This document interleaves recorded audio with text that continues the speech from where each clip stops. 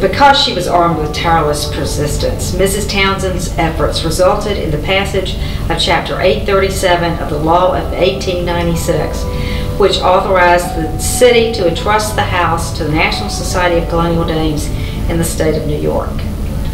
The undertaking of the operation of a museum house to be open daily, year-round, created a new realm of public service for the New York Dames and established a model which would be copied in future decades by state societies throughout the country. And Americans take for granted the democracy as we know it today, and it was not easily established or swiftly done as an independent nation.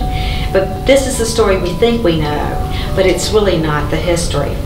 And a great nation, like a great individual, is not defined solely by its birth, but by its ability to rise above confusion, doubt, and danger, ascending to a higher place. Most young democracies never make it past these struggles, and America proved that it could be done. The rise of the American Republic is one of the greatest stories of all times, and preserving the mementos in the early life of the nation is another great story.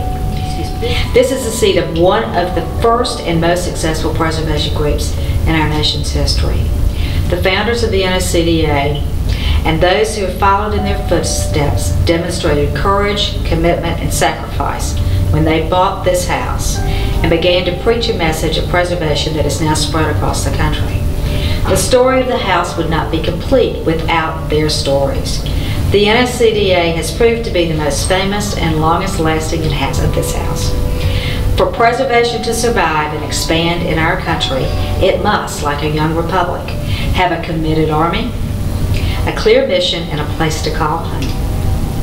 The NSCDA is that army. We are a band of sisters. Preservation is our mission, and Dumbarton House is our home.